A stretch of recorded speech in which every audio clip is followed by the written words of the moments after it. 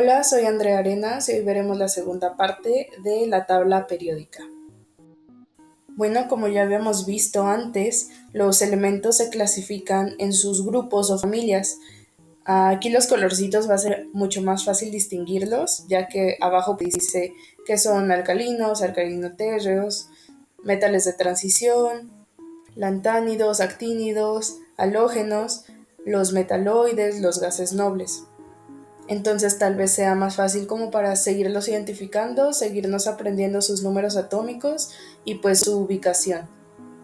Pero en lo que nos vamos a enfocar en una partecita de este video es en distinguir ahora entre los que son metales, los que son metaloides y los que son no metales. Entonces aquí tenemos una tabla en la que están divididas en esas tres secciones, por lo cual es muy importante que nos aprendamos, pues tal vez no todos los metales, pero sí aprendernos cuáles son los metaloides y cuáles son los no metales.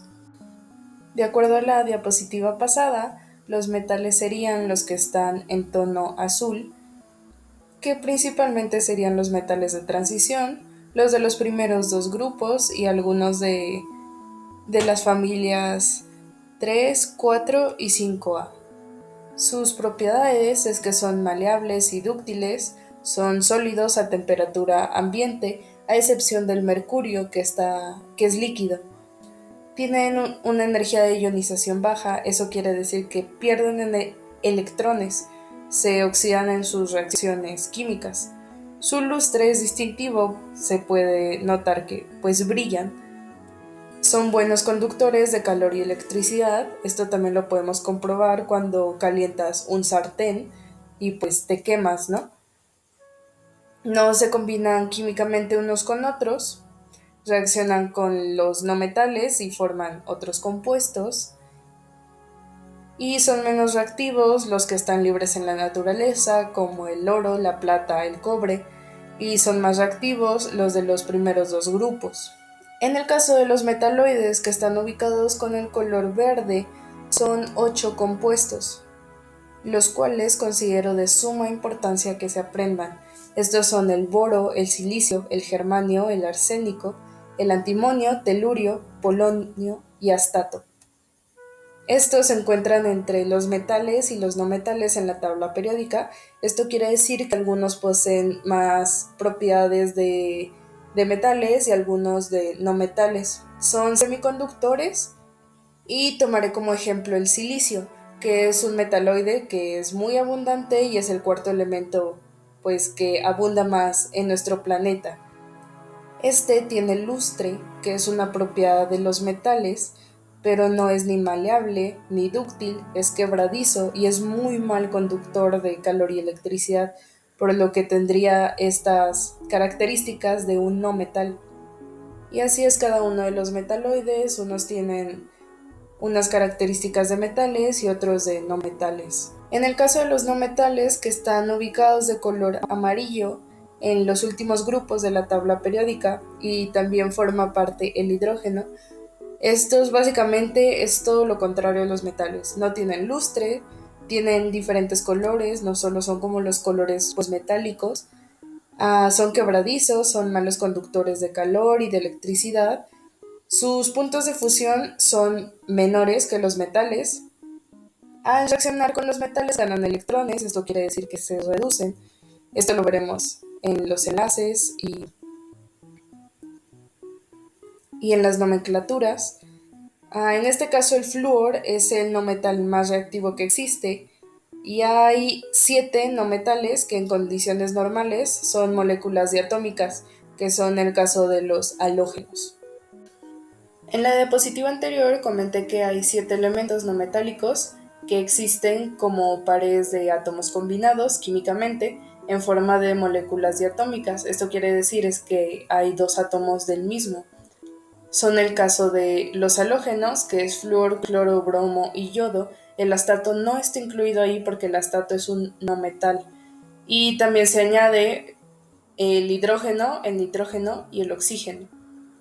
El subíndice 2 que tiene indica que cada molécula tiene dos átomos del mismo elemento. Como se puede ver en la imagen, se tienen dos átomos de oxígeno, que se juntan, forman un enlace y esta crea una molécula que sería de O2. Sin embargo, cuando estos elementos diatómicos ya forman un compuesto, ya no se encuentran en elementos diatómicos, o sea, ya no tienen la tendencia de formar estos pares de electrones. Ahora abordaremos unas propiedades físicas de los elementos que tienen los metales, los no metales, que hablamos anteriormente para saber los significados de cada uno. Uno de ellos es el estado físico. El que un elemento sea sólido, líquido o gas va a depender del punto de fusión o del punto de ebullición que cada elemento tiene. Un buen ejemplo sería el mercurio, que es un elemento que en su temperatura natural se encuentra en un estado líquido, a diferencia de los demás metales, en el que su punto de ebullición es muy alta. Y también en el caso del bromo, a su temperatura ambiente, es un líquido rojo, volátil y denso, como se ve en la imagen, y su reactividad es intermedia. Pero en este estado líquido es peligroso para el tejido humano y sus vapores pueden llegar a irritar tanto la garganta como nuestros ojos. La propiedad de conductividad es en sí la facilidad relativa con la que una muestra transmite el calor o la electricidad. En la imagen se ve la clara diferencia entre un material que sería conductor y otro que sería aislante. Esta es una propiedad fundamental en los metales, ya que son muy conductores. Otra de las propiedades sería el lustre, que es el producto de su capacidad para reflejar la luz. Este es muy particular de los metales de transición, como son pues el oro, el cobre, la plata, son muy básicos en estos. Y en estas dos propiedades próximas a mencionar a veces hay un poco de confusión entre saber qué es maleabilidad y qué es ductilidad. La maleabilidad es cuando se puede martillar o laminar para darles forma, es un aluminio, o sea, se aplana. En la ductilidad se deforma para formar siempre alambres. Entonces, en uno se aplana, se hace una lámina y en ductilidad se hace un alambre. Y otra de la propiedad de estos elementos podría ser la dureza, que es la resistencia que opone un material a ser rayado por otro material. Esta se mide en la escala de Mohs, que va del 1 al 10, donde tiene ejemplos de varios minerales y te dice con qué se llegaría a rayar y pues hasta qué nivel llegaría cierto material, ¿no? La escala 10, que sería el que no puede ser rayado, es el diamante. Ahora hablaremos de átomos que van desde el tiempo de Demócrito hasta Dalton. ¿Qué es el átomo? El átomo, Demócrito le dio su nombre en el que significa que es indivisible. El átomo no se puede dividir. Entre el transcurso del descubrimiento de átomos, de cómo se desenvuelven en el área de la química, hubo otros descubrimientos. Entre ellos fue el descubrimiento del oxígeno, en donde Priestley obtuvo oxígeno al calentar óxido de mercurio y obtuvo algo que nombró él como aire desflogisticado. ¿Qué es el flogisto? Esto data desde una teoría del flogisto que fue hecha por George Ernest Stahl, en donde decía que los metales estaban formados por flogisto y cal, y de y cuando ésta se calcinaba, el flogisto se desprendía. El flogisto en sí era una sustancia hipotética que se representaba como la inflamación. Lo voy a volver a repetir. Eh, el flogisto en sí era una sustancia hipotética que representaba la inflamabilidad del elemento. Y pues esta fue una teoría científica totalmente obsoleta y errónea. Entonces lo que obtuvo Priestley en su experimento pues fue el O2 del descomponer el óxido de mercurio.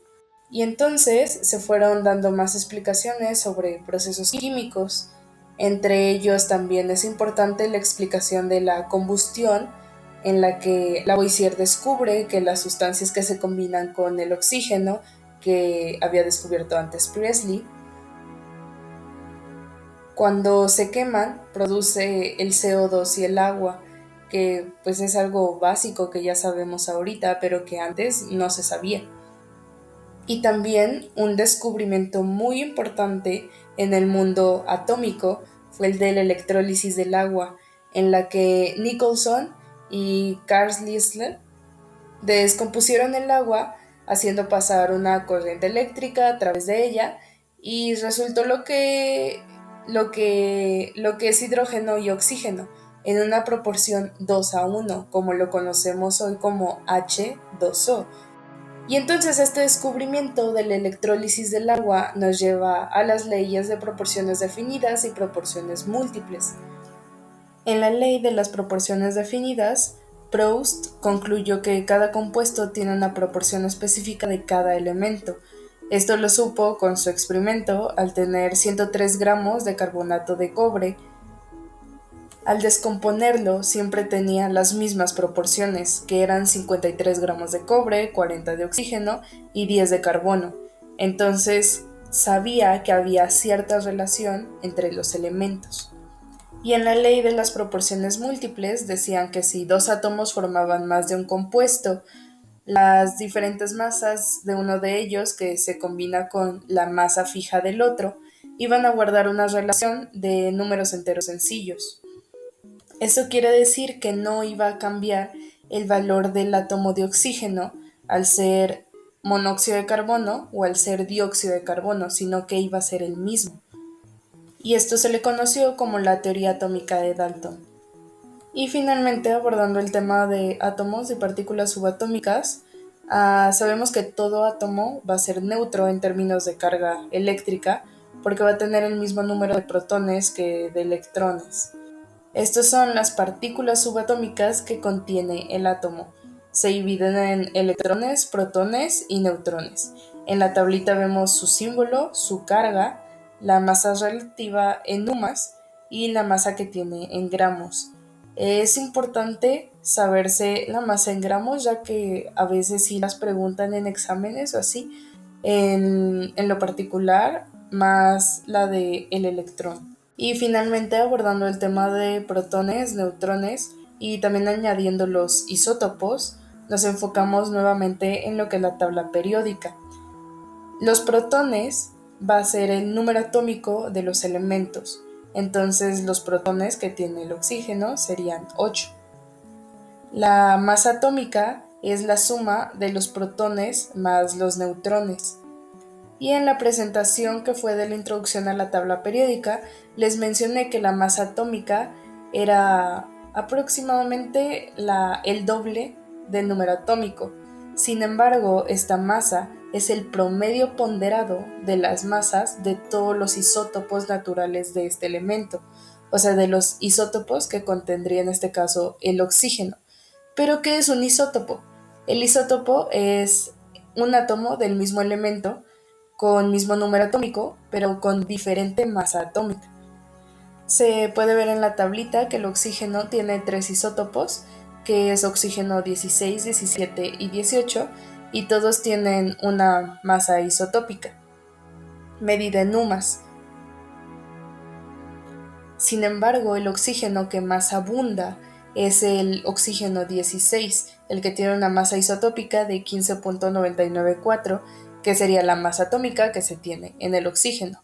El porcentaje de abundancia es del 99.76%, por lo que el oxígeno 17 y 18 se encuentran en porcentajes bajísimos y solo aportaron mínimamente al promedio de esta masa atómica. Y en algunos casos te piden calcular el número de protones o el número de neutrones, por lo que se conocen cada elemento, la A y la Z. La A representa la masa atómica y la Z al número atómico.